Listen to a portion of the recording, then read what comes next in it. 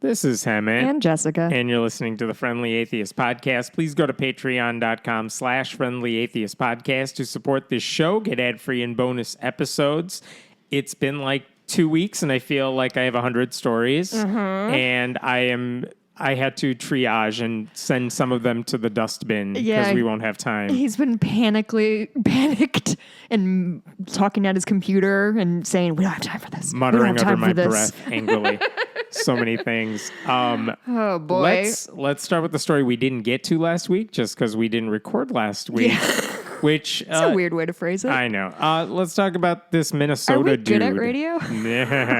There was a Minnesota dude last week who committed a horrific crime. His name is Vance Boelter, and he's basically this dude with extensive ties to conservative Christianity who was apprehended and charged with the murder of a Minnesota lawmaker and her husband and the attempted murder of her colleague and his wife. He also now faces federal charges that could result in the death penalty. Yeah. You've probably heard the tragic details by now, but basically this guy pretended to be a cop, went to the homes of those two elected Democrats. Is that what he did? Yeah. And apparently he went to other homes in addition to them, but people were not home.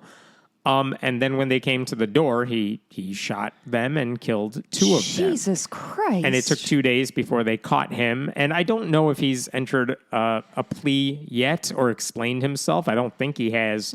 But the signs suggest, not surprisingly, he's a conservative extremist who thinks that eliminating Democrats and people who support abortion rights would be good for him and his beliefs. By the way, Minnesota's legislature, the balance of power is split pretty evenly, which might have played a role in some of this, because if it's tied 50-50 or like one seat lead for Democrats and you get rid of some of those Democrats, maybe that played a role in it. I don't know.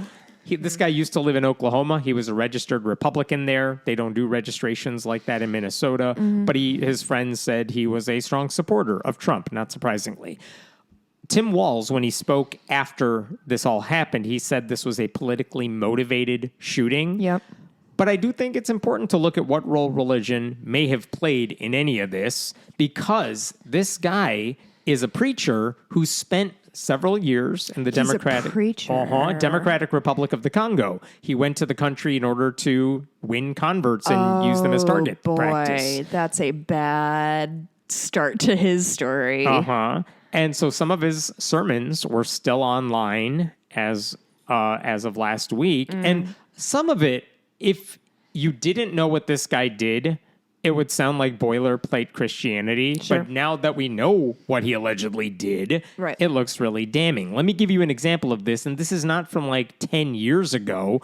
This is from 2023. Ooh. He is speaking, and also he has a translator because the people he is speaking to don't speak English. So he said God's going to create prophets who are going to clean up this mess. Ew. Here's that clip for you. God is going to raise up apostles and prophets in America. Le Seigneur va relever des pasteurs et des prophètes aux États-Unis to correct his church. Pour corriger son église. And those that are connected to the body. Et ceux qui sont connectés au corps, they will come through this mess. Et ils vont quitter de cette confusion. And they will be strong again. Et ils seront forts encore. So they're going to raise up apostles and prophets. Yikes. People, random people who are going to correct the church and fix everything. Again, sounds ominous in hindsight, but maybe you argue that that's just cherry picking something. Well, in that exact same sermon, one of the things he talked about was the problem with abortion. This is post Dobbs. Yeah. But he's saying America's in a bad place to the point that even churches don't know right from wrong. Here we go. Pastor Maurice, le pasteur Maurice, led prayer for America. Il a prié pour les États-Unis. America's in a bad place. Les États-Unis, c'est pas un bon endroit. To the Congo. The churches are so messed up. Les églises sont vraiment en désastre. They don't know abortion is wrong, many churches. Surprise to me. Yeah, there are some churches that are like, maybe you shouldn't kill women and make it hard for them to give birth the way they need to give birth or take precautions if they need to.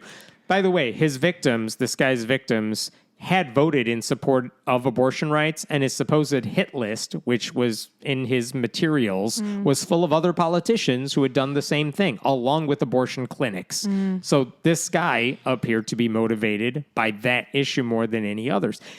It never seemed to cross his mind that if we are in a bad place, maybe it's because of people like him and the way they try to force their harmful views upon everybody else. Well, I think it's also important to understand the legacy of Americans going over to Africa and just fucking shit up. That's truly like the AIDS crisis in Africa is, if not caused, certainly was spurred on by the fact that there are people like this dude running around saying that condoms will make your ding dong fall off or whatever they say. I don't remember. I mean, spreading lies about things people need to know about is kind of a hallmark of evangelical missionaries. And oh boy, like just truly the kind of person who goes to it just, you have no skills. Don't go to a place that you don't understand. And if you do, you can learn fucking French, dog. Like it's not like they speak a language nobody's heard of. They speak fucking French. And listen, if a guy like this wants to go somewhere, I heard there are some islands off the coast of India where you might want to try. So in another sermon, wait, hold on. Can I just tell you a thing I learned? A friend of mine's white dad moved to Thailand a couple of years ago. Okay. Which is super not shady and a really regular thing to do. And do you know what they call people like him there? What? LBH, losers back home. Nice. That's what I think about. That's what I think about people who like go How to is that Africa not in or White whatever. Lotus? Isn't that funny? Love it. So this same dude, in a different sermon, he also claimed that America was so corrupted by Satan, it was making us think very bizarre things. Here is that clip for you. There's people, especially in America, Il y a des gens, particulièrement aux États-Unis, they don't know what sex they are. They don't know how their sexual orientation. They're confused. ils ne savent pas ce qu'ils sont exactement. Ils ont une confusion. The enemy has gotten so far into their mind and their soul. Et l'ennemi est entré dans le fond de leur pensée et de leur âme. But this word Mais cette parole cuts deeper va aux profondeurs because it's living parce qu'elle est and vivante it's active. et elle est agissante. And Just saying God words. goes down there and pulls that out. Elle peut just entrer stream dans of notre cœur et consciousness. enlever tout ce qui est de mal. And he sets every person free. Et pour vous, Yeah, it's a lot of Christian gibberish. But again, it wouldn't be out of context in pretty much any conservative church in America. This is the sort of rhetoric they spew. I mean, it's just utter disdain for everyone who doesn't already accept your beliefs and complete ignorance about the people who don't fit your traditional mold. When reporters talked to his neighbors in recent weeks, they said, yeah, this guy really hated abortion in the 90s when they talked about it. But like in recent years, he has not talked about the issue with them. I mean, first of all, the sermons show otherwise. Yeah. But also, I feel like there's less of a need to talk about a topic when you're so fully convinced you're on God's side and you're not interested in changing people's minds. Like, and you are so in the weeds that you think the only way I can promote pro-life policies is by murdering people. It gives a lot of Dale Gribble from King of the Hill, the deep state conspiracist that's like, oh, they're all in here and they're trying to tell you to make your babies gay or whatever. Like, Yes, that is how we work. That's what it rings to me, of just whatever words are in his head. Conspiracy theories, don't bother checking them out. If you say it loud and confidently, everyone will believe it. Yeah, he hit a fever pitch at the end Yeah. there. He was really feeling himself. And the thing is, this guy's been a religious radical for decades. This is from an article about him. A biography says he was ordained in 1993 and he attended Christ for the Nations Institute in Dallas, which is a hell of a name. This is a Christ for the Nations? Yes, it's literally, and the Institute's doing a lot of heavy lifting there, but basically a missionary training camp. It's a charismatic, spirit-filled Bible school that basically teaches you how to be a minister. I like that the irony of these charismatic people churches is that the people within them are anti-charismatic and just dead-eyed people. Yeah, the biography also said, his biography on like his website said he had sought out militant Islamists in order to share the gospel and tell them that violence wasn't the answer. I'm sorry, violence wasn't the answer? Yeah. Are you sure? I know. Are you sure, sir? Yeah. One of the interesting things about that missionary school, the training school he went to, is that they promote something called New Apostolic Reformation, which is a theology that says apostles and prophets will be restored to help Christians take over everything, including the government. That's a handy new philosophy they found. And a bunch of right-wing Oh, preachers. these 2 pages in the Bible were sticking together all this time. We just found a thing. Yes.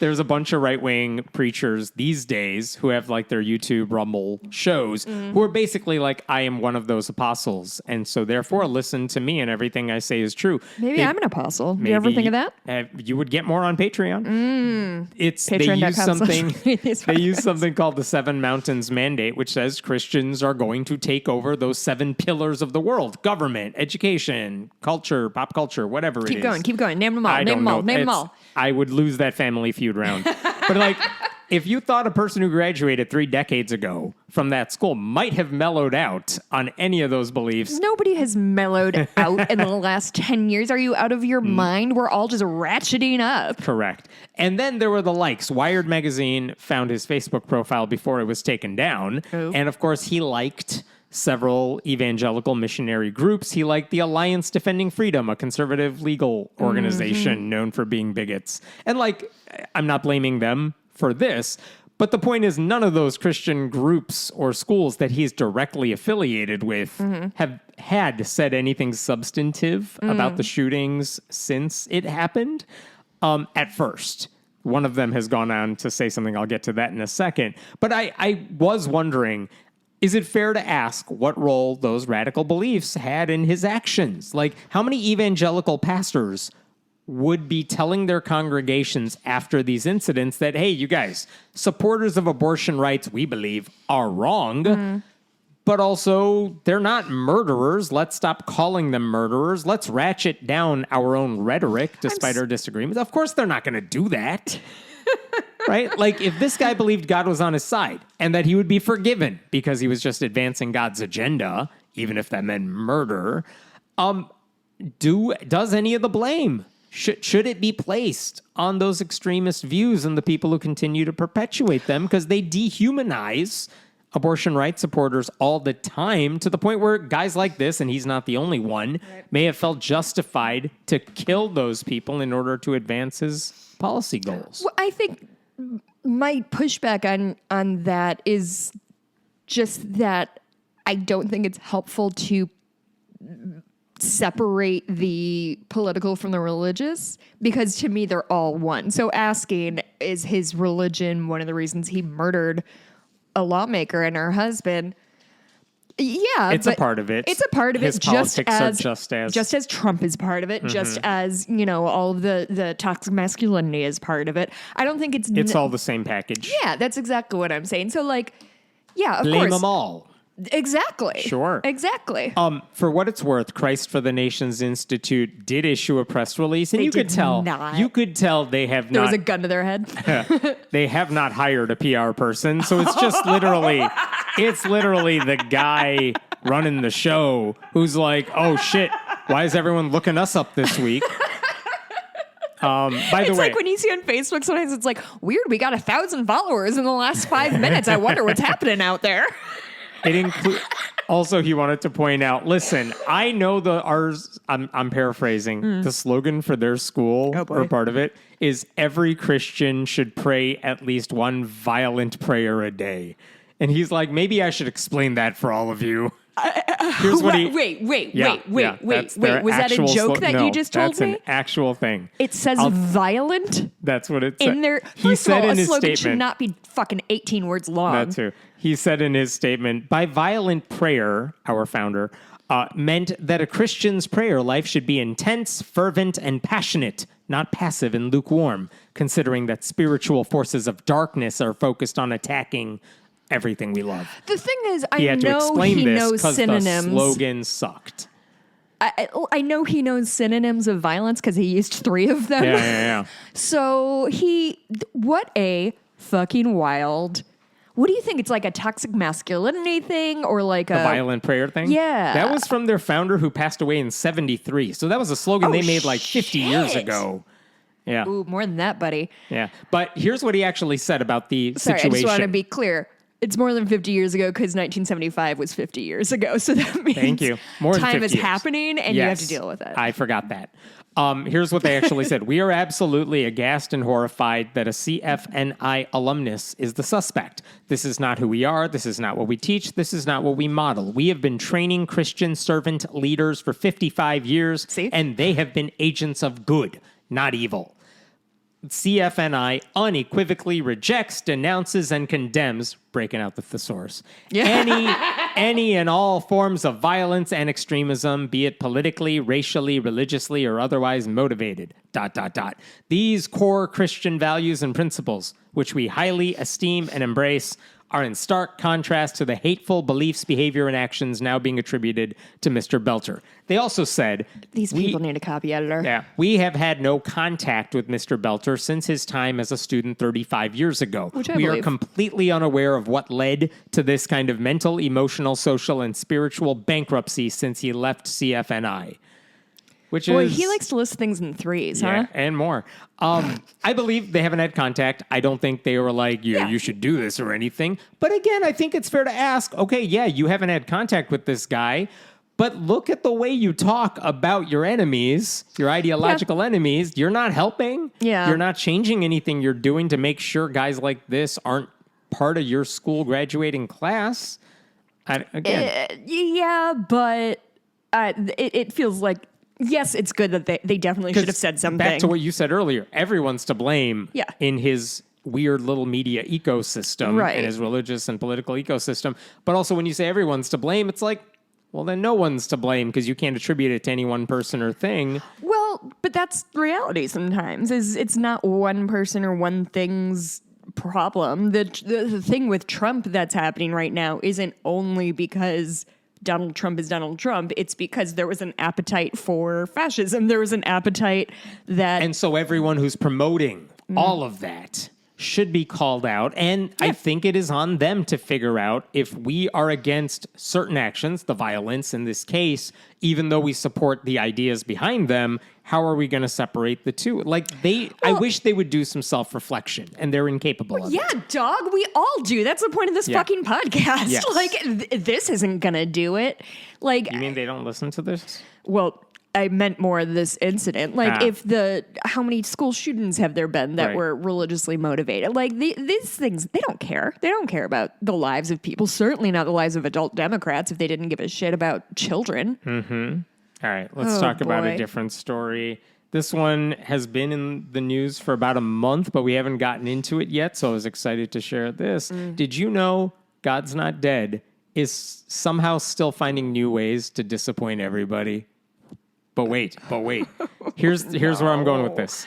No, you know the theme song for that movie? No, what? Yeah, you do. No, I don't. The one... God's not dead, and I think he's That's the alive. worst version. But God's not dead, that and is the he's lyric. part of my hive. I'm the not good at rhyming. God's Not Dead, He's Really Alive is actually the lyrics go to the fuck theme yourself. song of the movie. No, that was a And joke I just yelled at you. I know, and it was a shitty joke, and it's a shitty song. But it is the song. That song, which appears in all the trailers for all the movies and in the movies, is by a band called Newsboys. And that group is one of the most popular Christian music acts of the past couple of decades. And the lead singer of that band is a guy named Michael Tait, T-A-I-T. And he has now been accused of, grooming, sexually assaulting multiple people, sexually assaulting children, during his multi-decades career. Wait. Yeah. White Christian man? Oh, no, black Christian man. Oh, no! Come on, dog! He's like the one black dude in a sea of white people, which is also why this band was like propped up. I'm going to play a clip for you in a bit. You're going to hate. Song? No. So here's the initial report. Like about a month ago for the Christian website, The Roy's Report, they posted... that they've been working on this story apparently for a long time. But the initial victims were 22-year-old men who told the Roy's Report that this guy had used alcohol and drugs before attacking them. And I'm going to go ahead and quote directly from the article here. 2 men stated that they were drinking alcohol with Tait and later woke to him fondling their genitals. One alleged Tait also offered him cocaine while on the Newsboys tour bus. The third told the Roy's report that Tait gave him a back massage while skinny dipping and later invited him to share his king-size bed. It's not funny. There, Tait allegedly non-consensually massaged his anal region. Oh, no, that's not the phrasing funny. in there.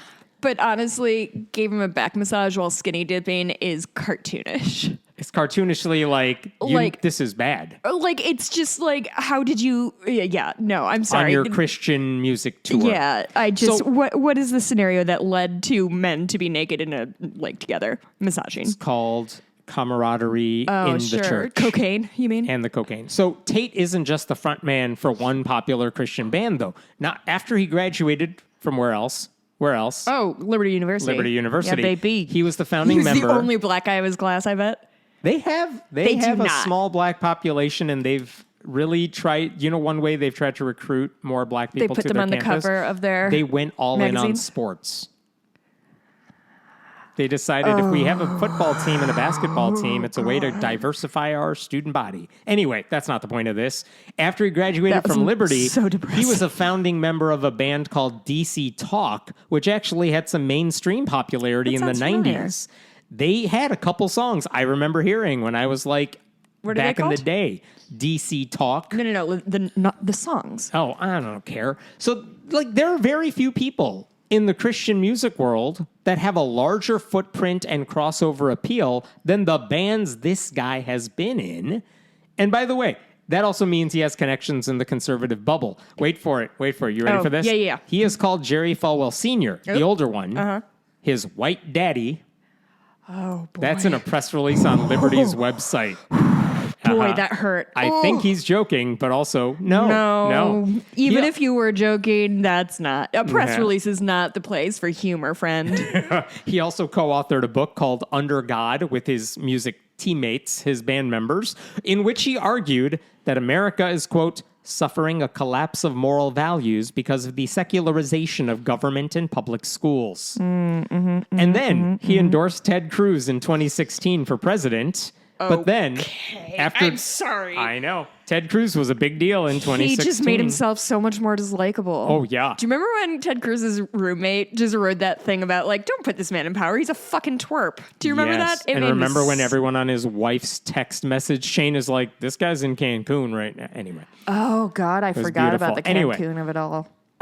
He later, after Ted Cruz dropped out, I think he was the last one to go before Donald Trump was the nominee. I think so. He then quickly was like, oh yeah, I'm now fully on board the Trump train. And he even later performed in the White House. But let me show you this video. Wait, was it Ted Cruz who Trump called his wife ugly, or is that somebody else?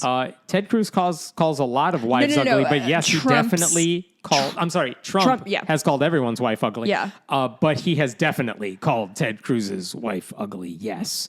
But this is a video Michael Tait made for Donald Trump, basically, to his fans, but giving a shout out to Trump. Listen to this. Mr. President, my name is Michael Tait, a native born in Washington, D.C., 4 blocks northeast of the U.S. Capitol. And here with Chris Leader, Brenda Paula White, and her husband Jonathan, just to say, I love you, I support you. One of the growing numbers of African Americans, people with brown skin that love you, support you, and more pointedly, prison reform. Chris was doing what you're doing, love it, love it, love it. Had a brother in jail, my brother, 13 months older than me, for 35 years in prison. Just got out, struggling, trying to get a job, trying to get his life back on point. Kind of like the movie Shawshank Redemption. It's tough. It's tough to do. But thank you for all you're doing. Look forward to meeting you, hanging out, eating some McDonald's Big Macs, and whatever else. God bless you. Michael Tait loves you and supports you. Go for it, Mr. Trump. I actually don't mind the prison reform thing. Kim Kardashian was on board with that too at the time. Yeah, prison reform is extremely important. This idea of the I love you, I represent black people thing. That might Can't wait to eat Big Macs with you. So I'm not sure if this is true, but according to the show The Residents, they said, and I trust them for no specific reason, that the first family is in charge of paying the food bills in the White House. Oh, okay. Which sheds some light on the why he does Big McDonald's of it Macs. all. Yeah. I That don't makes know if sense. that's true, if somebody could look into that, but that truly, that was a thing of like, oh yeah, no, the first Prime plays for it. And I was like, just a light bulb went off over my head. That's Like, why he does the cheap food for yeah, everybody. Yeah, because it he would can make pay sense. $1,000 and feed 1,000 people.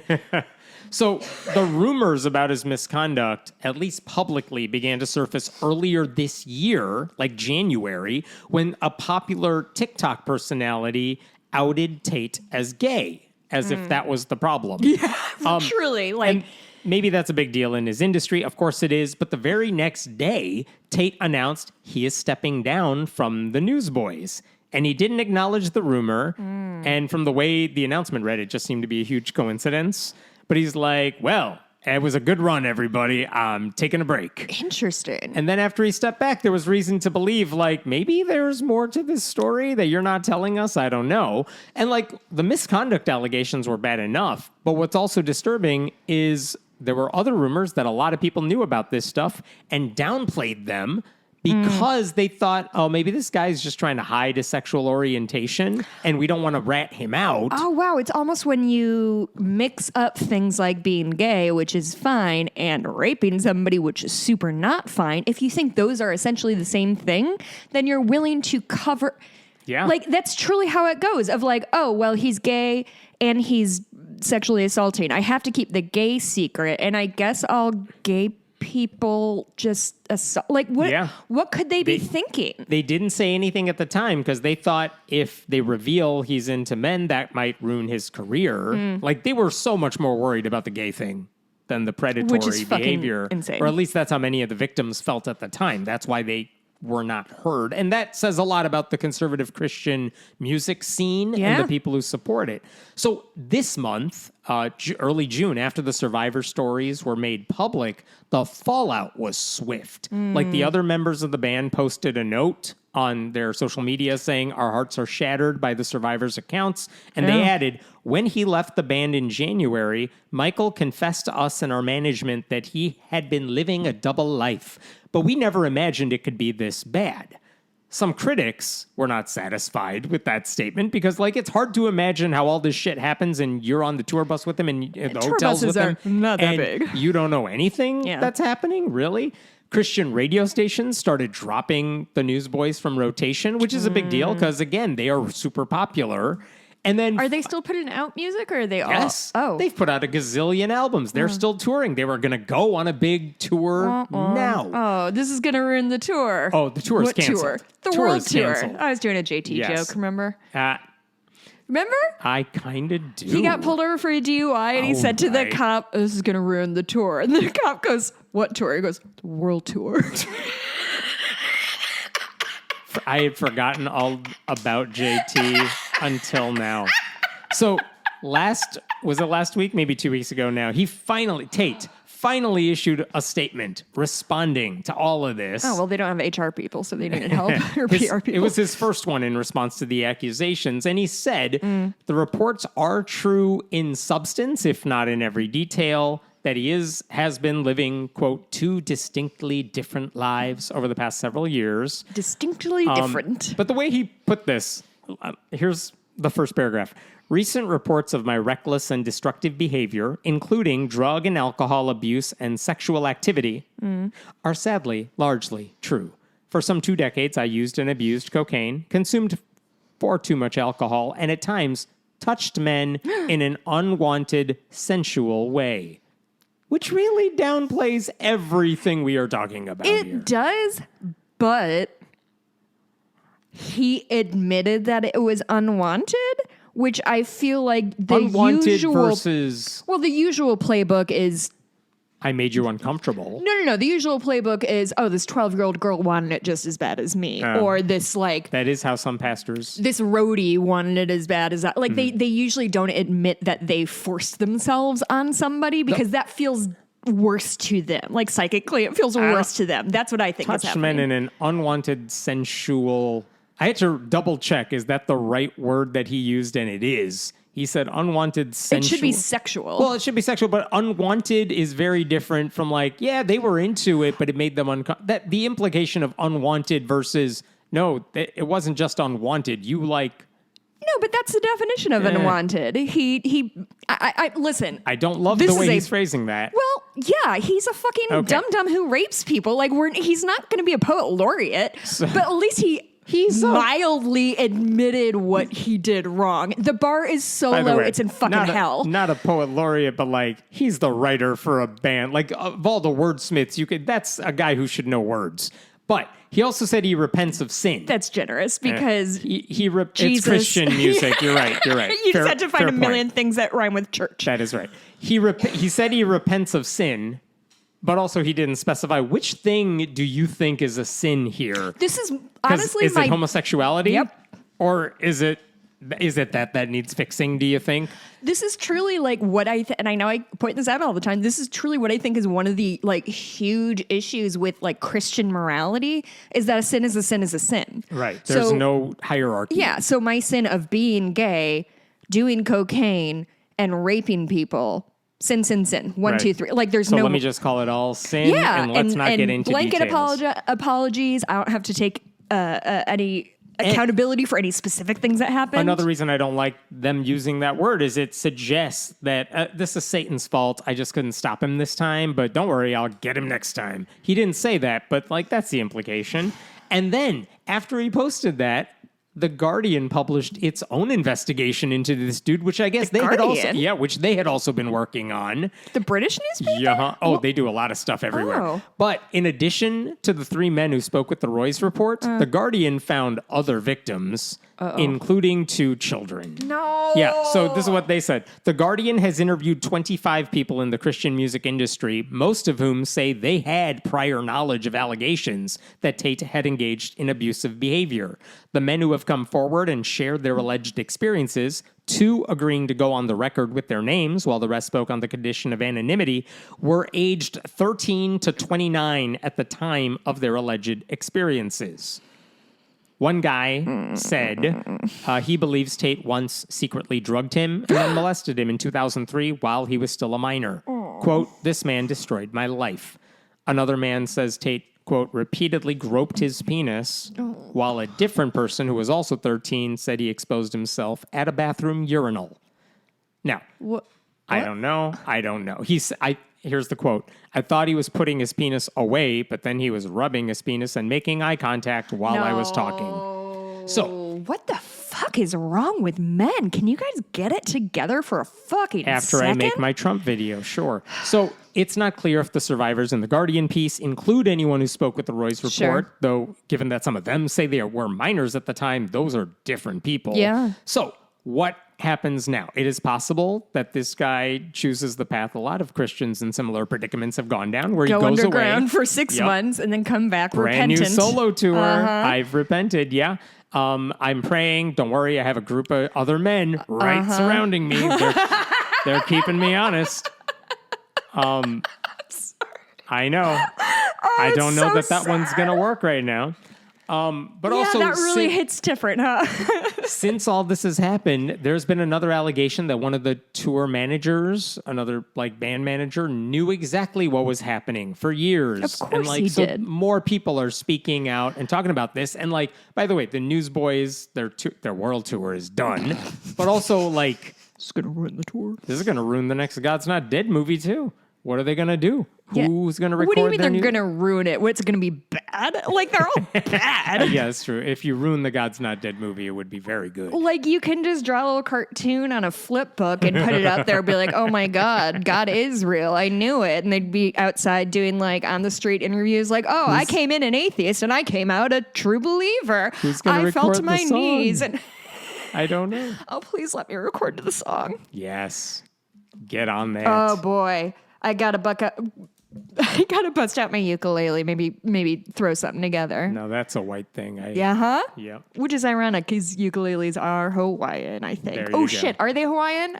Nope, Or are they you've just popular in culturally Hawaii? appropriated Fuck. everything. Different story. I haven't posted this yet because I'm still wrapping my head around it. But this week, Ooh. Sean Duffy, Remember Sean Duffy? He's The name rings a bell. transportation secretary whose resume includes I was on The Real World and Road Rules back in the day. Hey, guess what? I don't know who this guy is. He's also the reason all the planes are crashing. Oh, I've been wondering whose fault that was. That's his fault. And Newark Airport has become a punchline because of him as well. Neat. They fired all the air traffic control people and then had just to like start Reagan did. rehiring them. And he's that dude. So this week he was giving the Really commencement following address. those Reagan footsteps by Man. firing entire fields of people. Congratulations, and then Republicans, realizing, you did it. shit, they did something important. I guess we'll try to rehire them now. Oh, So was this part of Doge or was this a different? I can't tell anymore. Sweeping, It might have been a Doge thing. It might have just been, what can I do to undo anything Biden did? Let me fire people. Wait, did we miss the whole week where Elon and Trump were yelling at each other? I lost track of time. Yeah, me too. That could have happened a month ago. It could have happened a week ago. I That can't was a tell. really fun week That for was a me. fun week. Yeah, That- you got to all grab onto the Twitter happiness barbs. with both Yes. hands. So Sean Duffy Yeah. gave the commencement address at the U.S. Merchant Marine Academy. Oh, I bet they loved that.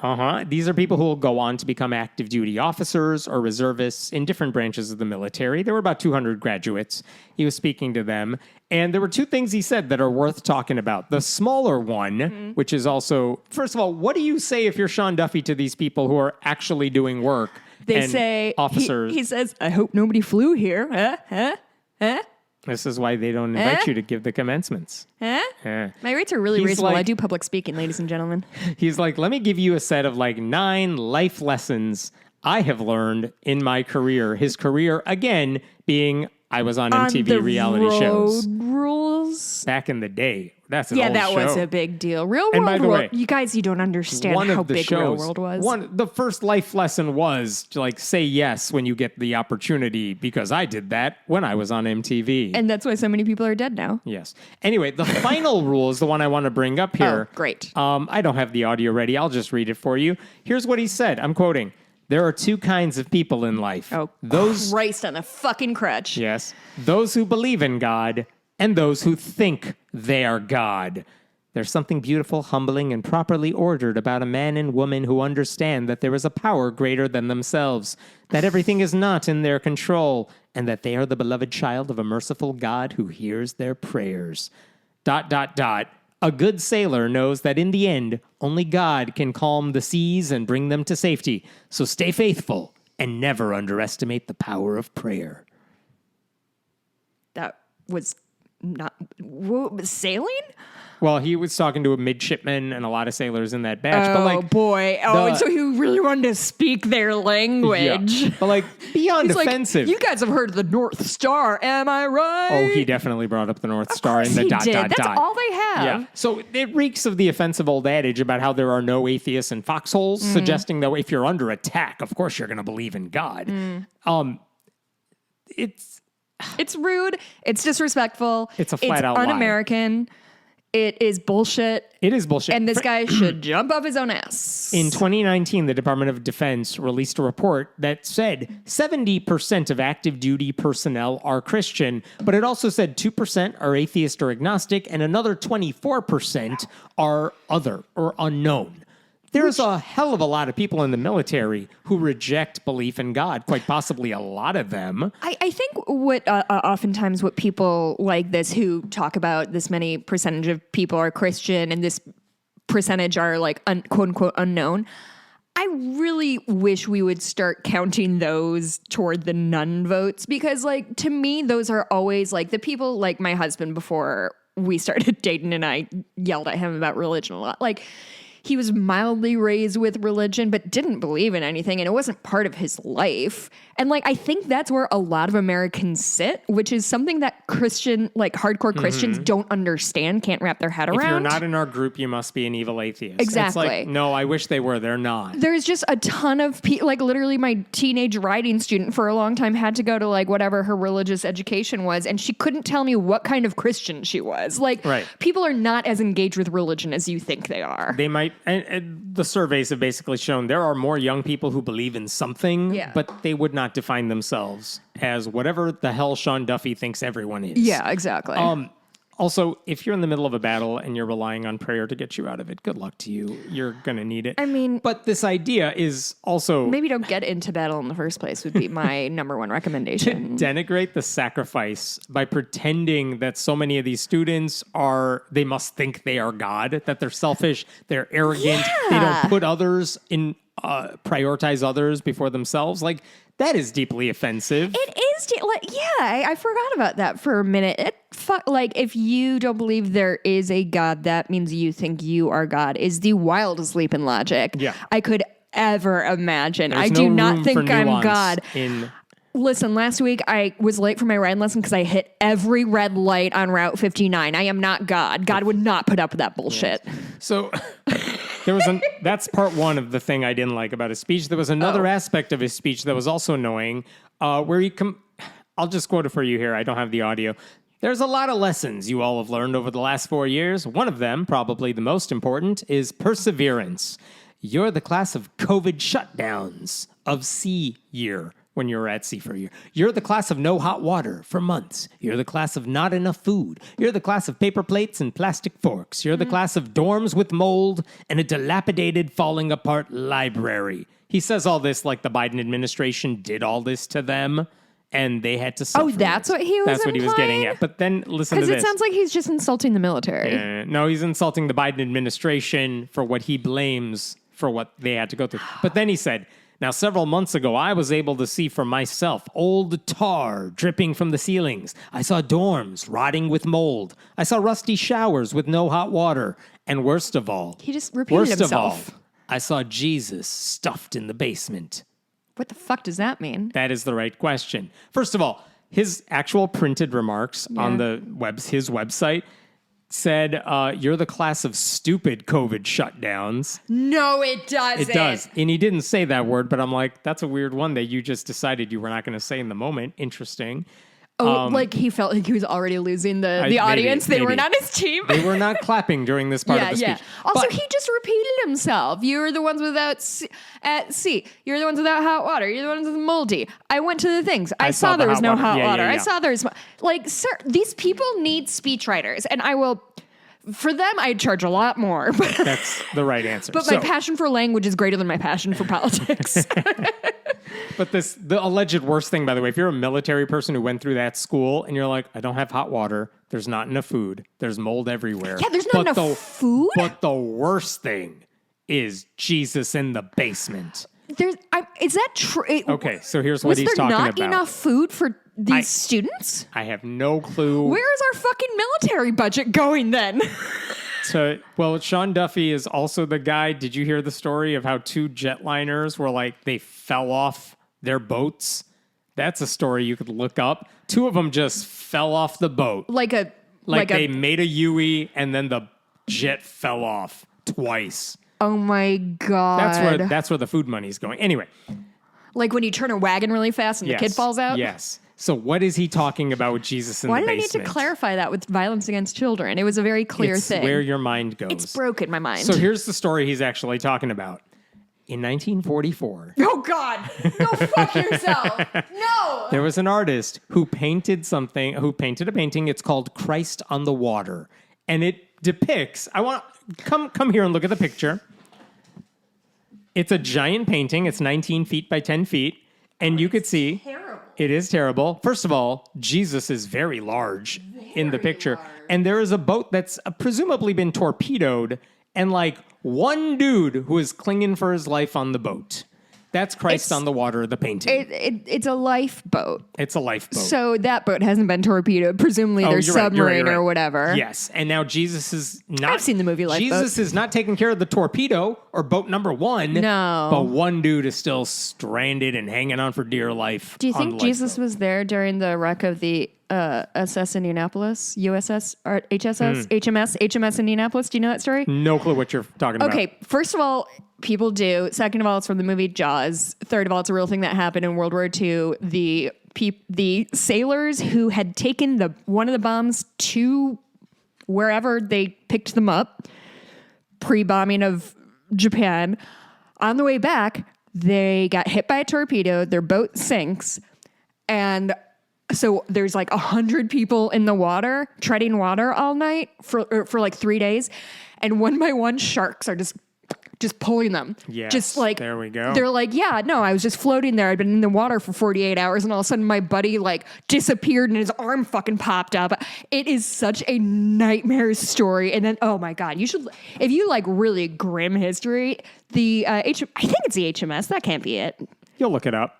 So, USS Indianapolis. Anyway, fucked up story. there you go. Giant you should see painting. Jaws. Don't care about Jaws. Oh, Jaws is very good. It's about local government. Yeah. So, and they re-elect the mayor after Jaws? Yeah, dog. Right? Yeah, all right. It's a morality story. Yes. So basically, this guy paints a giant ass painting, Yep. like 19 feet across, and it is installed And in the it's academy. shitty. It is shitty. It's installed in the Merchant Marines Academy's Interfaith Chapel. All right, whatever. This is back in the 40s or whatever. Yeah. In 1961, that room, that chapel, became a conference room.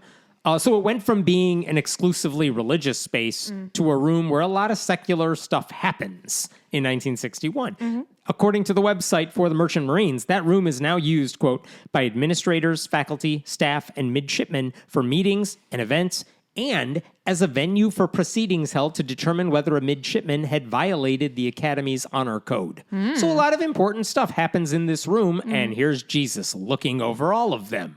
So in 2023... And more importantly, about a dozen dead sailors. And it doesn't... Yeah, you got to boost the morale. So in 2023, the Military Religious Freedom Foundation, saying they're acting on behalf of 17 alumni, staff, faculty, and midshipmen, they said this painting has to be removed, or they said, put it back in the chapel. Whatever you want, just do something about this. And initially... I guess the lawyers for the military were like, well, they kind of have a point. Initially, it was covered up with a curtain. And they said, well, you could see it if you want to, but when we're having meetings for now, because it's a big painting, we don't know where to put it yet. We'll just cover it up. And then MAGA Republicans got mad. Yeah. And they were like, this is the only thing we care about. Sure. And then the worst thing that happened. Clearly. Then the Academy announced they would move it to the chapel's basement. Which led to even more complaints. Like Ted Cruz wrote a letter. It's a very angry letter. Not about the food, the lack of food and hot water, mind you, about this painting. Wait, so is the lack of food and hot water a real thing? Yeah. Why? I don't know how much Why lack can't of we food means. feed our students? They're busy with makeups for Pete Hegseth, makeup artists, and Like, lights. what is going on in this country that, like, 4/5 of our budget goes to the military, but veterans are dying in the streets. And hey, listen, we got to buy a lot of bombs because there are students brown can't people eat? elsewhere in the world. What is going on? Where is this money? I think in our lifetime, there is going to be uncovered a huge money laundering scandal regarding the United States military budget. That is my prediction. Somebody call me back in 2075. Wait, no, I will be fucking 95. Don't call me. Phones will be obsolete.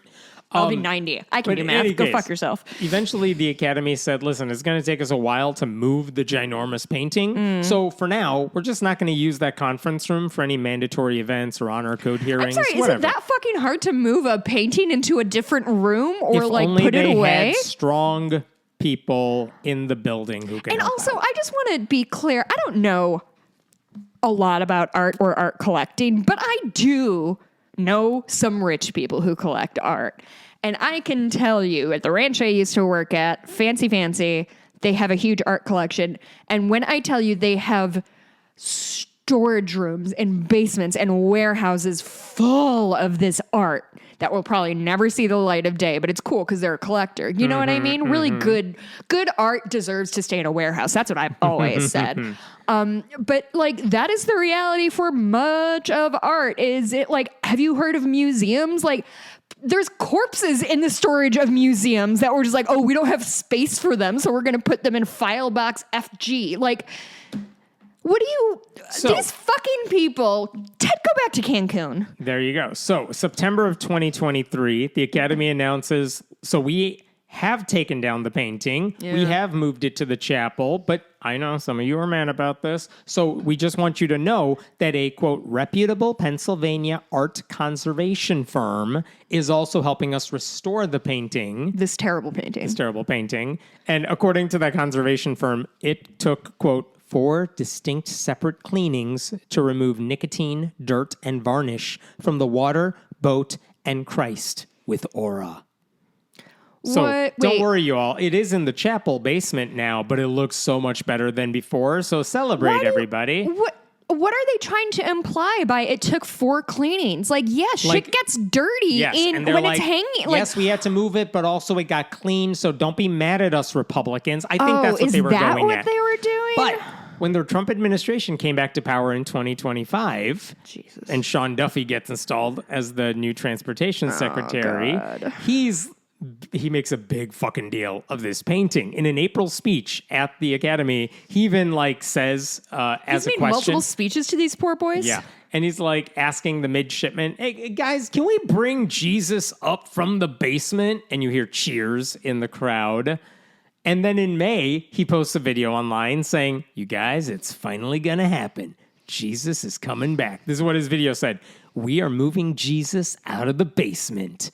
To all the great midshipmen at the Merchant Marine Academy, you let me know how important this painting was to all of you.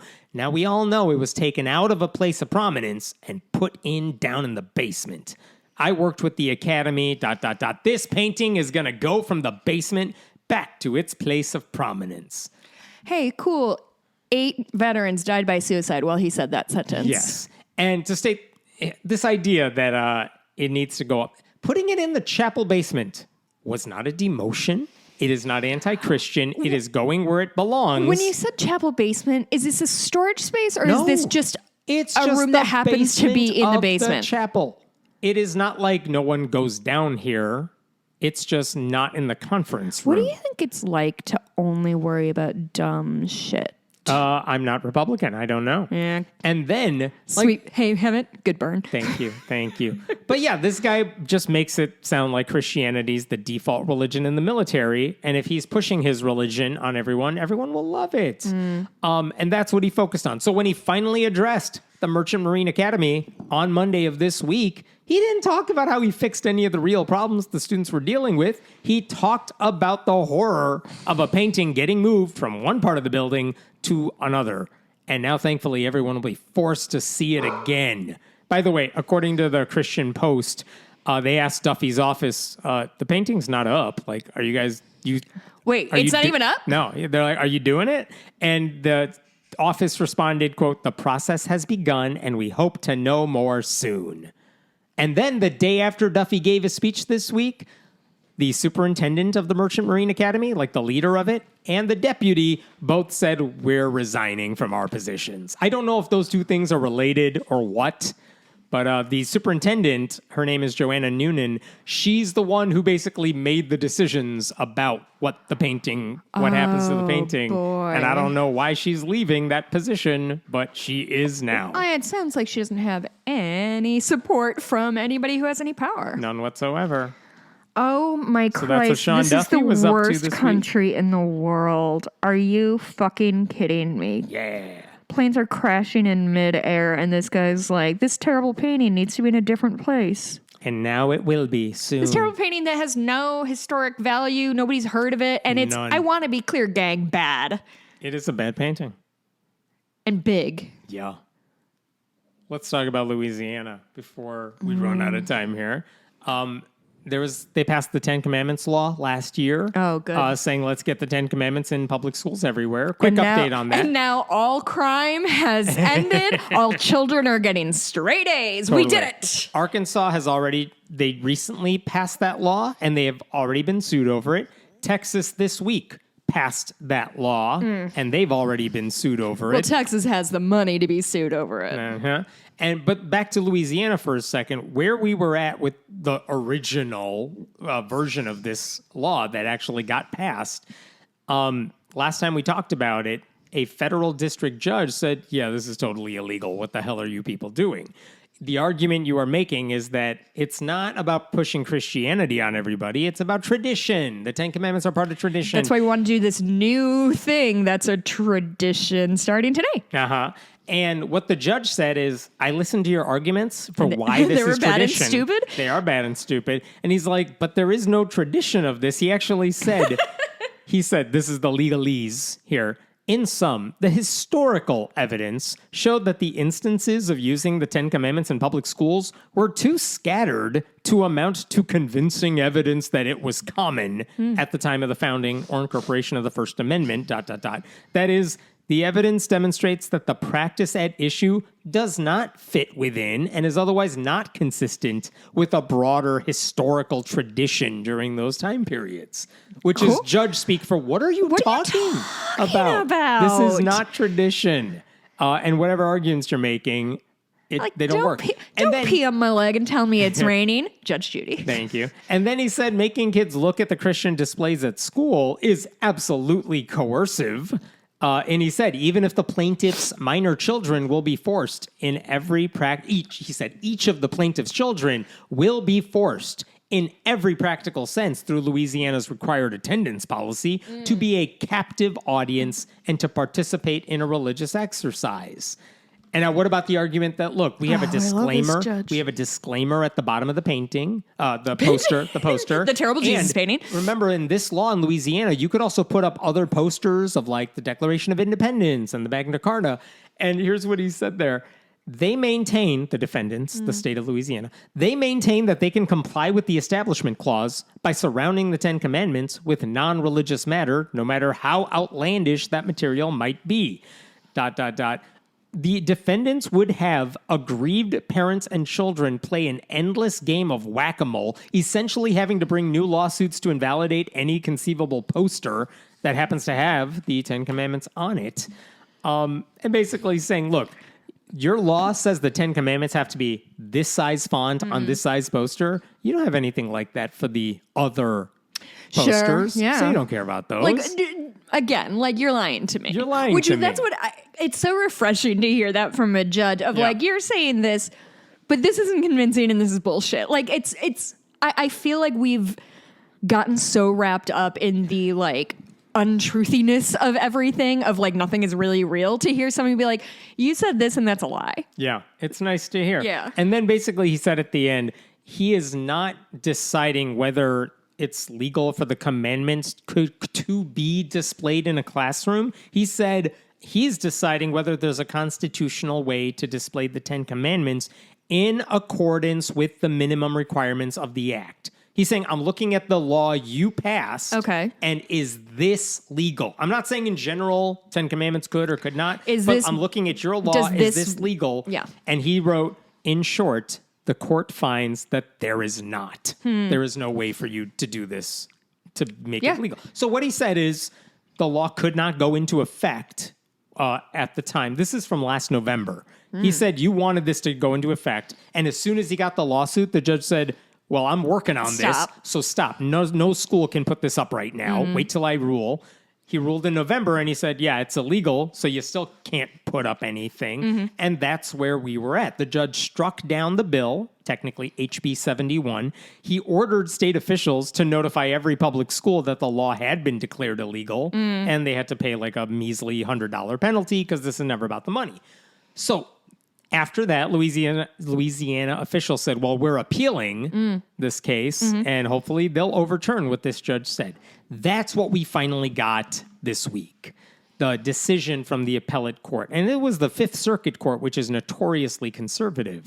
And like half the ruling that they issued concerns whether they even have a right to weigh in on the matter. Or maybe the plaintiffs, for example, the people who sued, do they have to wait for the Ten Commandments posters to go up? And then they could sue saying, look, this is offensive to us and it violates our religious feels like freedom. A waste of everybody's time. Yeah, and basically they said, yeah, we can do this now. And the reason we can do this now is we don't have to wait because we know exactly what you're going to do because the law spells out what you're going to do. Right. So we have every right to weigh in on this. We don't have to wait and waste everyone's time. So that was half the ruling. So what did they basically say? They said the lawsuit, first of all, the lawsuit is valid. And they said, the law makes clear students will be subjected to unwelcome displays of the Ten Commandments for the entirety of their public school education. Yeah. There's no opt-out option. They are not mere bystanders. And in terms of the substance, without getting into the legalese, because it gets very boring very quickly, what they said is, look, Kentucky, as the district court judge said, Kentucky passed a law about this exact same thing more than 50 years ago at this point. It was called Stone versus Graham. Kentucky wanted to put up 10 commandments in the schools. The Supreme Court at the time said, you can't do that. That's promotion of religion. That's clearly illegal.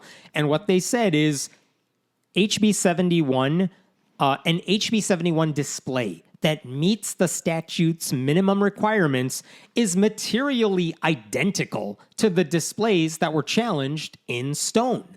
So this is the same case. Yeah. And so we are bound by the Supreme Court to follow what they said the last time we had these sets of facts. And what they said is, Stone is still the law of the land. I don't care what you say about religious freedom, and the Supreme Court now says tradition is okay. The lemon test is dead. Yeah. So tradition is alive. They're like, it doesn't matter. Stone is still in effect. That says a display like this is illegal, so we don't have any there's nothing we can do. What they actually said is Stone v. Graham is controlling, meaning it's still in effect. Under Stone, HB 71 is plainly unconstitutional. The district court did not err. They didn't screw up. They were right when the guy was right when he decided this the first time. And they said, even if the Supreme Court were to strike down Stone, hypothetically, there were still other reasons, they added, that this law would still be illegal. Because even if the current Supreme Court says tradition matters when considering church-state separation issues, there's no tradition here. Yeah. And the judge... That's such a good point. Yeah, the judges basically said this First Amendment's Establishment Clause is built on a much larger foundation than tradition. Yeah. So even if you got rid of one base of support, like the lemon test, and you're saying it's tradition, there are plenty of other things There's still that pesky First Amendment. Yeah, it's still okay. So basically, the appellate court unanimously upheld what the district court judge said. Good. It's illegal. You still can't put up 10 commandments in the schools, which is interesting because after they made this ruling, that's when Greg Abbott of Texas signed his law into effect, doing the exact same thing.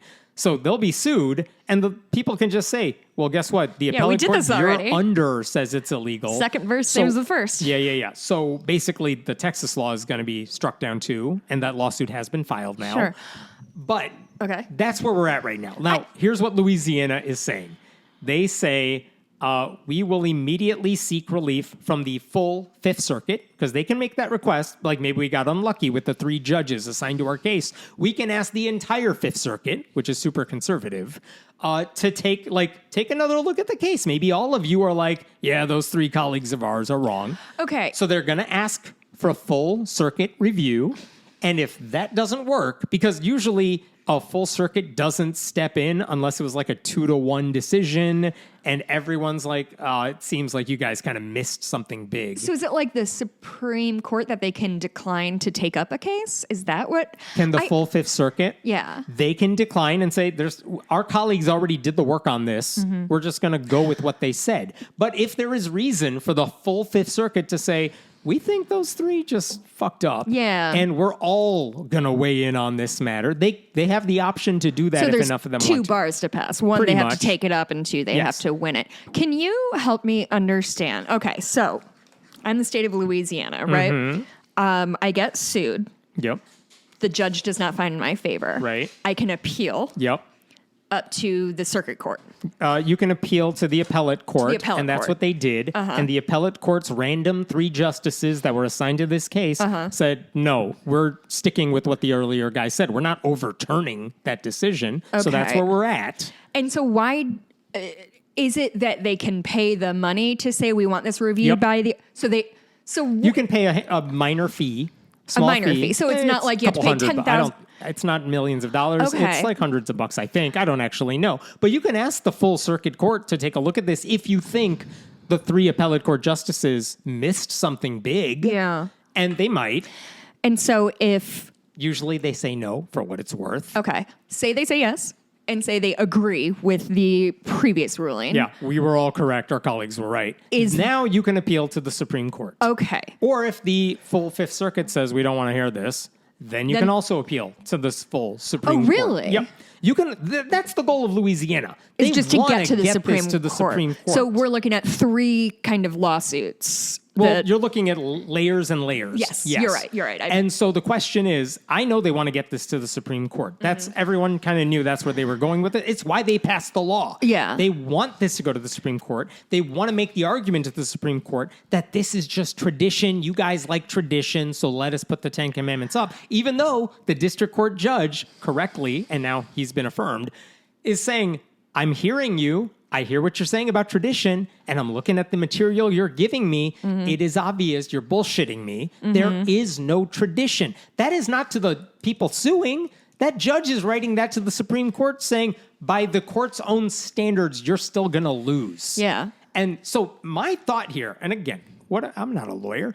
My thought is usually when the Supreme Court wants to overturn a church-state separation, like a long time decision, they want to pick at the margins and say, we can argue that this about is tradition. Joe Kennedy we can argue about Joe Kennedy. He's just trying to exercise his faith, and having him pray at midfield does not violate it, but you got to do it after the game's over. Yeah. And all that sort of thing. Yeah. You can totally do that. So in theory, if I sued you for something and I lost, I could appeal whatever bullshit lawsuit as high up as I want. In theory, depending on the type of case in the state of Illinois, yes. Okay. So different rules for the state than the federal circuit. So the fact that these lawsuits are they keep losing, they're continually getting kicked up, they punt on them or whatever. Is that just because they have all of the time and resources to file the correct paperwork? It's the state of Louisiana. They can put staff time on this. Okay. So they're like, what should we have our staff do? Let's keep working on this case. Nothing else is wrong in Louisiana. Because it seems to me that, I don't know, it just seems wild that, your immediate judge is like, no. And then his immediate judge is like, no. And you're like, I hate this. Keep kicking up. That's exactly how conservatives work. Yes, that's they're like, we'll sue, we'll fight the lawsuit.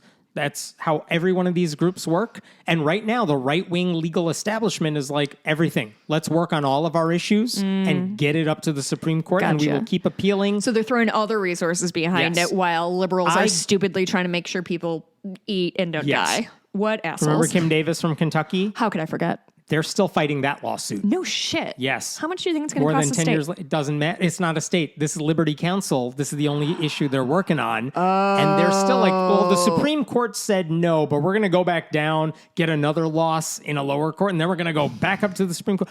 I'm getting emails about this 10 years later. Wow. They're still working on this. What's she doing, Kim Davis? Probably marrying a 9th husband. Oh, good for her. So anyway, that's where we're at with the Louisiana case. That's so bananas. But good news, I guess, this week that the appellate court's like, no, we're just sticking with what they said earlier because you guys are bullshitting us. Yeah. So, but there's no. The thing is, every time we check in, even if we win, we lose because they're just going to keep going. Yeah. Yeah. Well, now, that is the fucking depressing, Hammett. That means the church-state separation groups that are fighting this battle, if they keep appealing, they have to keep fighting this case, or they could drop it, but they got to keep fighting it. And that is more time and money for these groups. Now, the good news about this particular lawsuit is it's not one group. The Louisiana one is like the ACLU, Americans United. These are groups that are like, this is core to what we do. Yeah. And we are going to be spending our resources on this. Yeah. So there you go. Thank you for explaining all that to me. Sometimes we get lost in the sauce a little bit. Let's talk about, this is just an interesting revelation that came out. I did not know this, but the White House still has an ethics, Office of Government Ethics. News to me. Didn't know it still existed. They're like in sub-basement C. Next to a painting somewhere, yeah. And so this Office of Government Ethics somehow exists, and they had to make a list of all the income Donald Trump made over 2024. And how many jets was... Oh, 2025 was the jet. Yeah, before he got into office again. But the last time they did this was like March of last year when he was campaigning, but they had to do it again now. And so one of the things we learned, I mean, among other things that made headlines when they released this report, is he made over $57 million as a crypto advocate. He made $50 million from Mar-a-Lago memberships. He earned an income of over $600 million because when you have no shame, you can fleece people out of anything. But the thing that's really interesting for our purposes is that we now know how much he made from the Trump Bible. Oh, Remember thank God. it? Remember it? With Randy, what's his name? With Lee Greenwood. Lee Greenwood. Uh-huh. Lee Greenwood. He I'm proud made- to be American. This is the book that had the KJV translation of the Bible, the Constitution, the Bill And? of Rights, the Declaration of Independence, and the Pledge, and And the the handwritten lyrics chorus of God Proud Bless to the be- USA. Oh, God bless the USA. Yep. I'm proud. Yes. Honestly, How much money did he make from it? And royalties. Because in remember, royalties. he was they were charging $59.99 plus shipping. Plus shipping. So that means the profit margin is probably $55 because they cost $4 to create. I'm going to guess something in the range. I have $60 million in my head. That might be because you said $60 million at some point earlier, but that's what's in my head. That's what I'm going to say. It was not that much. Okay. It's royalties for a book. You're not making that much for royalties. Oh, good. But he I'll did stop make working on my book then. $1.3 million. I want that money so bad. In the video that Trump made where he was hawking the book, he said things like, this is his favorite book. Which part? Yeah. When he was asked in 2015, what's your favorite verse? He couldn't think of one. When they said, are you an 2 Old Corinthians. Testament or a New Testament guy? He's like, probably Both. equal because he didn't know. Yes, he's the 2 Corinthians guy. But the funny thing, the backstory of this Bible is kind of hilarious if you don't remember it, which is that this is a book that was first hawked by Lee Greenwood in 2021, slated for publication on the 20th anniversary of 9/11. He was charging $49.99 for it at the time, and no one bought it. Do you have any kind of feelings about how much people who hate New York are obsessed with 9/11? Like, truly, like, people... 9/11 destroyed a great city. Oh, you want to go there? No, it's a No, hellhole. it's hell. Yeah. There's so many brown people, and I can't tell anyone's gender. We'll talk about Mamdani in the bonus. Oh, boy. Yeah. But it was $49.99 at the time, and Trump's... $50 for a Bible. You By can get Lee it for Greenwood. free, my dear. You can. And then people sued, like, not sued, but We're mad?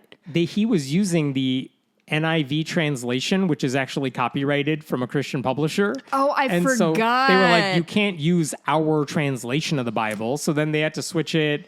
And then Which one is free? Is there one that's KJV free? is KJV free. is the only one that's free? there might be others that are free, but it's not anything that's boy. readable. So I you got to go also- with old school Shakespearean English, or you Sure. got to go with the new. Yeah, this sounds like English. I bet there's a good YouTube series about like the copyright laws and the Bible. Oh, and I I'm bet sure. it's fucking fascinating. So after HarperCollins said, which oversees those Christian imprints that make the NIV Bible, they're like, we're not publishing this book at all. I don't know why he said we were, but we're not. He said we had a contract. We do not. Anyway, So he was just lying? he was just lying. He's like, I can just copy paste the Bible and now it's in my book. They're like, you just copy pasted one of our things that we own. You cannot do that. Was this book ever physically even- produced at any point? It was. Okay. But eventually he had to go to the KJV translation. Then he tried to sell it. No one was buying it. Why? But eventually, when it came back, not just with the KJV translation, he got Trump to give it a stamp of approval. The website now has an FAQ that says, is this Bible officially endorsed by President Trump? Answer, yes, this is the only Bible endorsed by President Trump. As if there Unlike are his options. predecessors had a wide variety of Bibles they Right. endorse. There's also a question on the FAQ. What if my Bible has sticky pages? I'm just going to leave it there. I hate this. Anyway, the website also notes that the website uses Trump's name, likeness, and image through a licensing agreement. So, like, they're literally paying for his name on the cover and him hawking the book in that commercial. So embarrassing. Similar to what he does with vodka and all these other dumb products. He sells Right? vodka? He used to. He doesn't drink. He famously doesn't drink. Famously doesn't drink, sold shitty vodka. Which honestly, whenever I think about the fact that Trump doesn't drink, which means everything he's done sober, and I don't. so much worse. So Yeah. much By worse. the way- Unless he's a pill guy. I bet he's a pill guy. He jacked it up to $59.99 Yeah, and then dog. sold it to his followers. And now, by the way, if you go on their website for this book, there are, get this, there's the presidential edition of this Bible Does for it have, like- $99.99. Does it have like gold foil on the outside? Is that black what? and gold?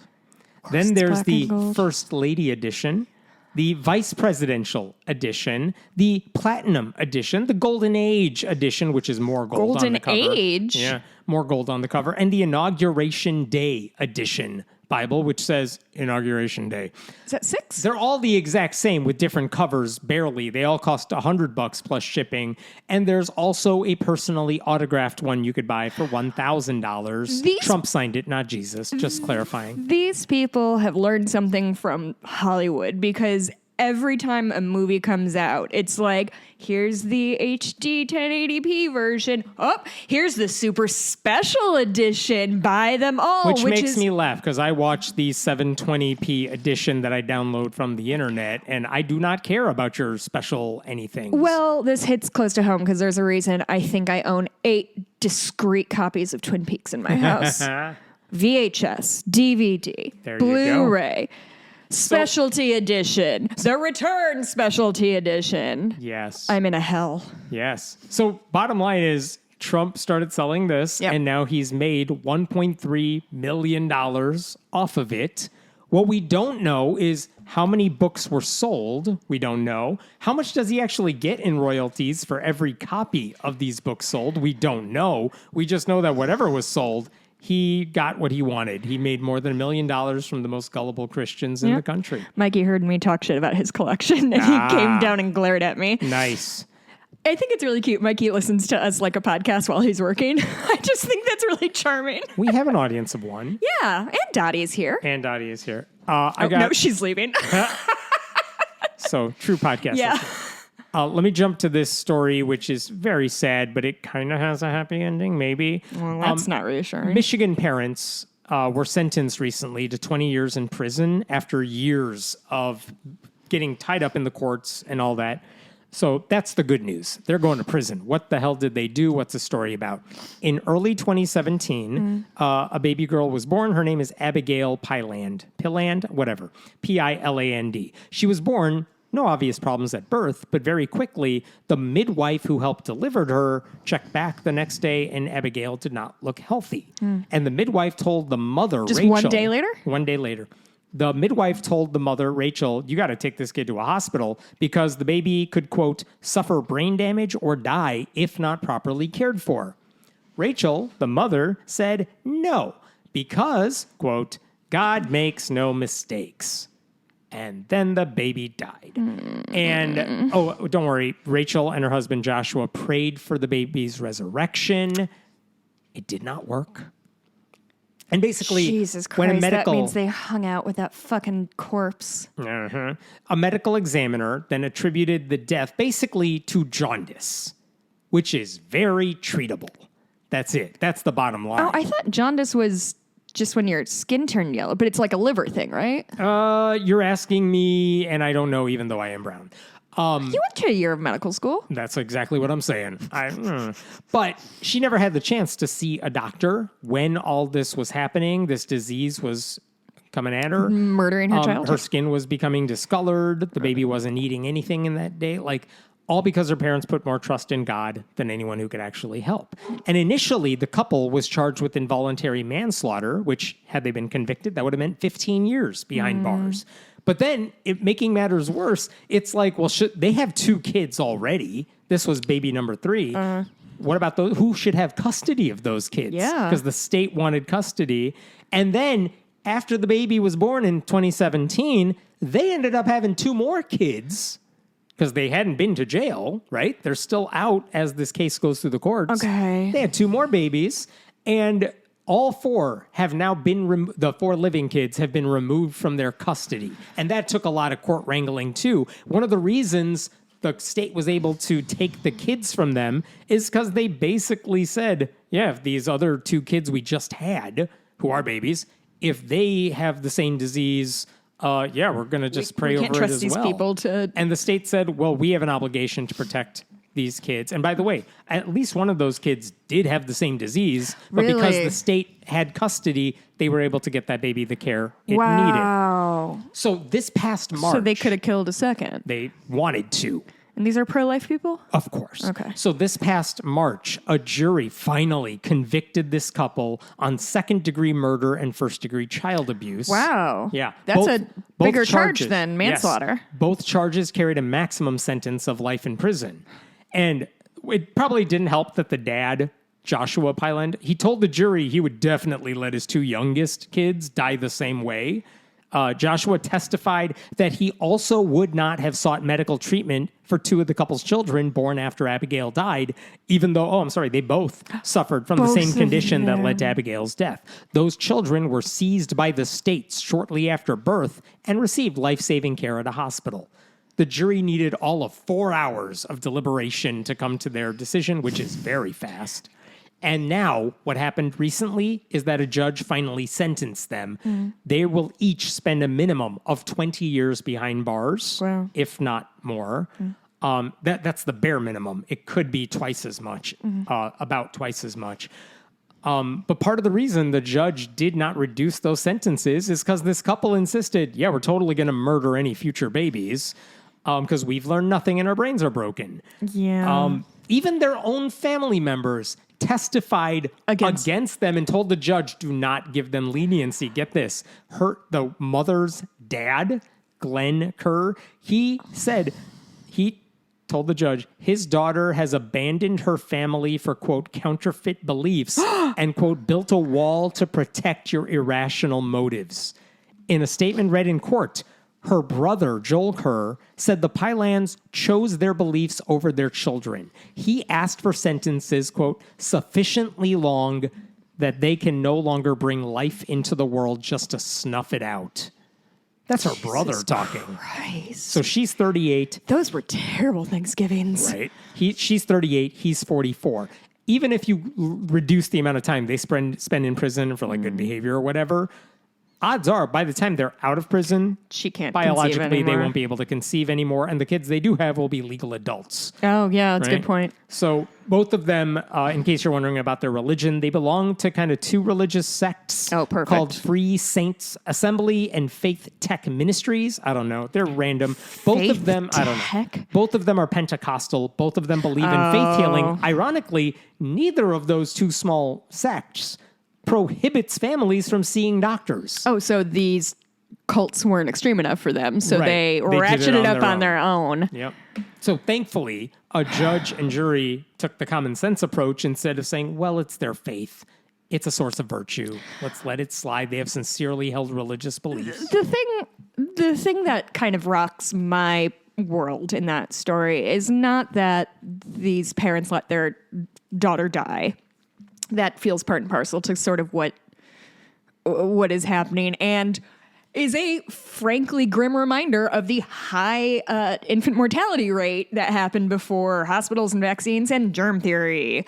But it's the fact that they did not, according to what you told me, did not seem to feel guilty or regretful. No remorse over what they did. I would think that they still think that what they did is what God wanted them to do. I would think that the hypothetical we don't see doctors is all well and good when your kid has the flu. Right. But when you witness your child die in your arms, that has to fuck you up in some way. Like that, like losing a child should be like the guy whose daughter died of measles this year. It's just like, how did this not change you? If you're so brainwashed to think, well, this must be part of God's plan. Yeah. So I guess we'll just accept it.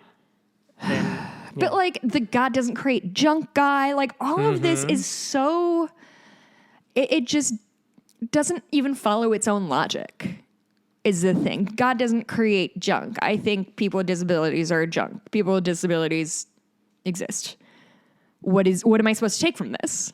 It mean what? God is just mad at this kid? I don't understand what I'm supposed to, like, how am I supposed to go forward with that information and be informed and move through my life in a graceful way or a happy way or a fulfilled way? I don't understand.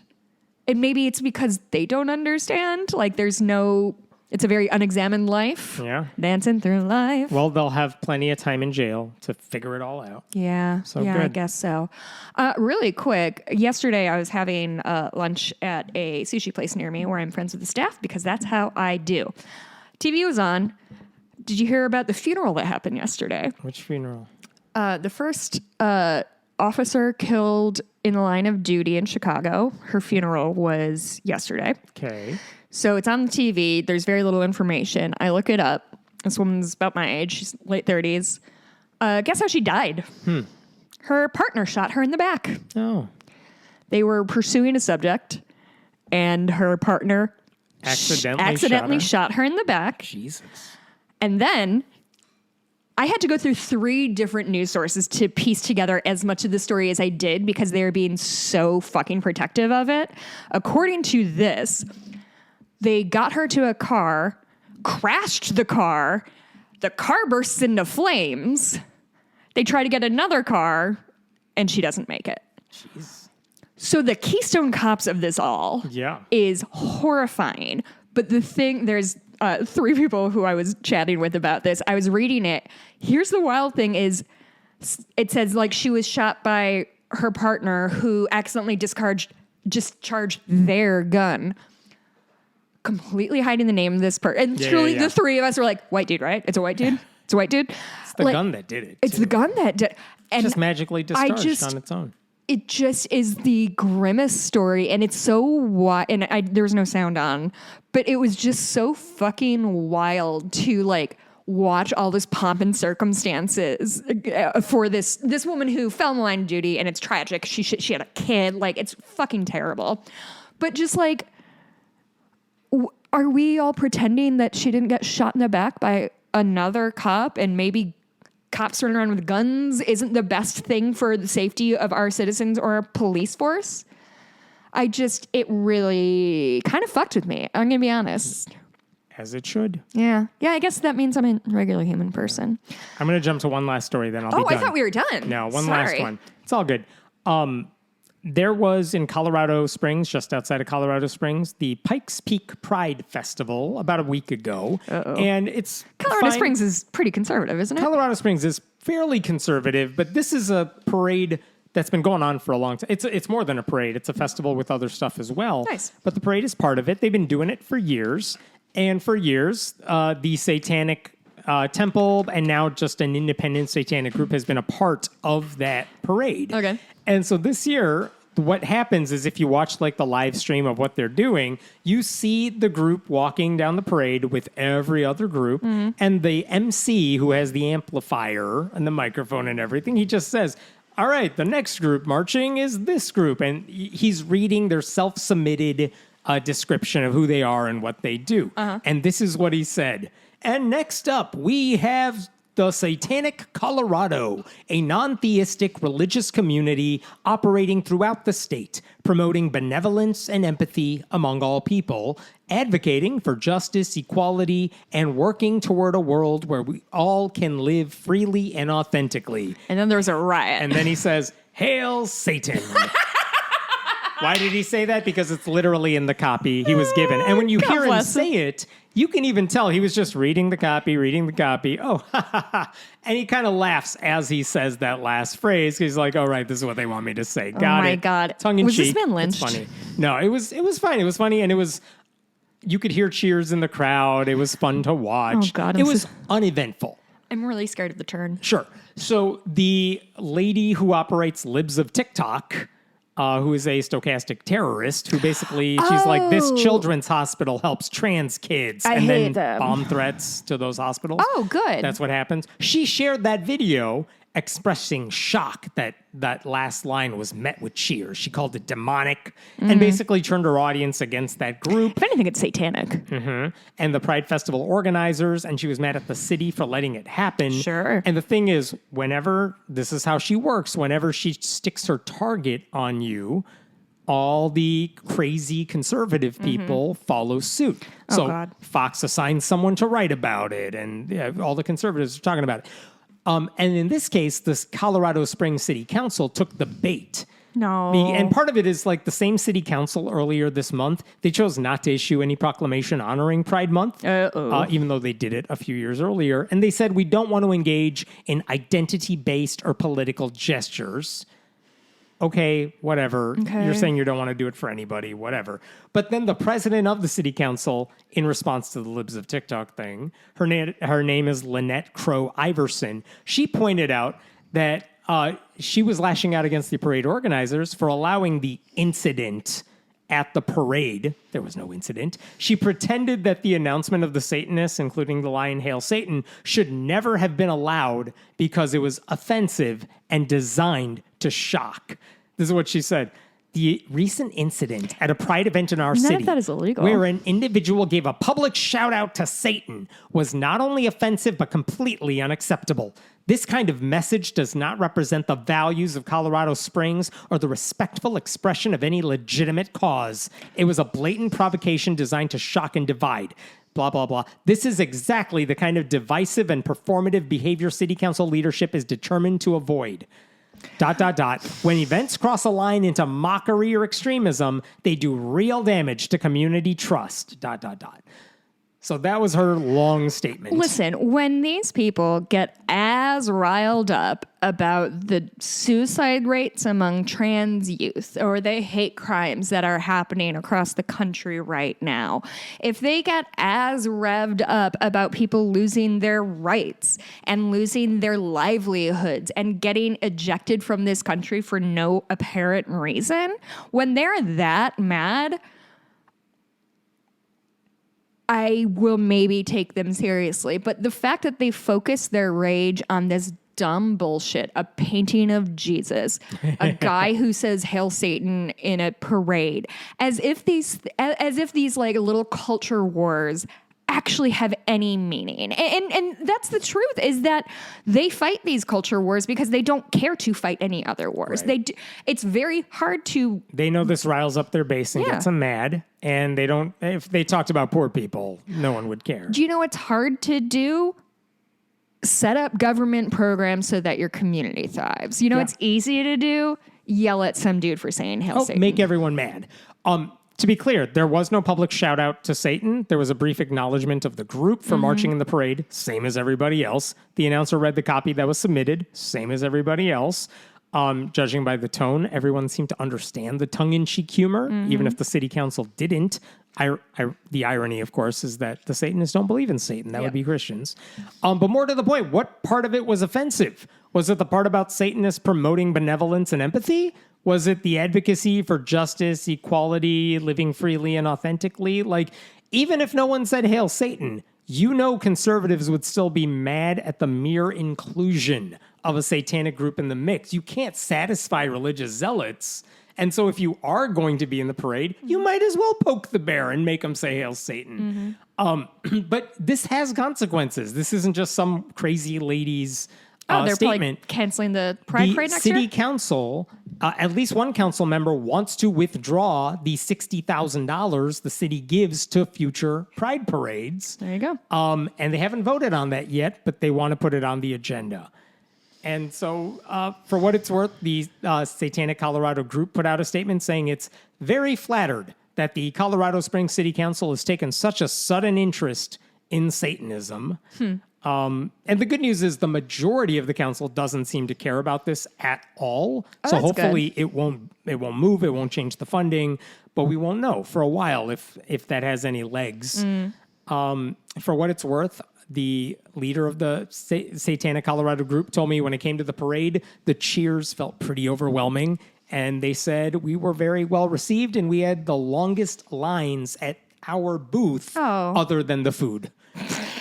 Which was you lovely. Can't compete with the food. Yeah. By the way, I found a copy of the 2023 Pikes Peak Pride Parade, and the Satanic group marched in that one too. He didn't say Hail Satan in the submitted thing. You can hear the announcer. He doesn't say Hail Satan, but he does call out the group, and part of the copy he read that year. So whether you're looking to snuggle a goat or just meet some like-minded folks, we've got you covered. Happy Pride. That's part of what he said that year. That generated no response because no one was paying attention or cared. Yeah. But this year, that terrorist Twitter account decided to stick her fangs on this group. Oh, God. Anyway. That woman is doing good work. When we do the bonus episode today, I have a story I'm going to tell you about what happened to me last week. I can't wait to tell you about it. It's a wild story. Oh. And otherwise, you can go to patreon.com/friendlyatheistpodcast. You could leave us a review on all the podcast apps, and we should be back next week. And I'll do all the 30 stories I didn't get to this time around. I think we don't have any news. reviews. Get on that, people. But I can't. In the bonus, I'm going to talk about, first of all, I went to a podiatrist yesterday. And she gave me the devastating news that I really shouldn't be walking around barefoot anymore. And gang, this is not good. This is not good for me. I know it sounds very dumb, but wearing sandals around the house fucking sucks. I hate it. I would like to tell you a story. I went to Wisconsin for Father's Day, and my family and I drove into downtown Lake Geneva, and I'll tell you what we were listening to on the drive there and how it made me feel. And I am, first of all, I think within 100 pages of being done with the LBJ series. There you go. But I just read a really cool story about New Year's Eve 1964 that I want to talk about. I don't know, then probably just see how much of this we get through. Yeah. All right. See you next week. Goodbye.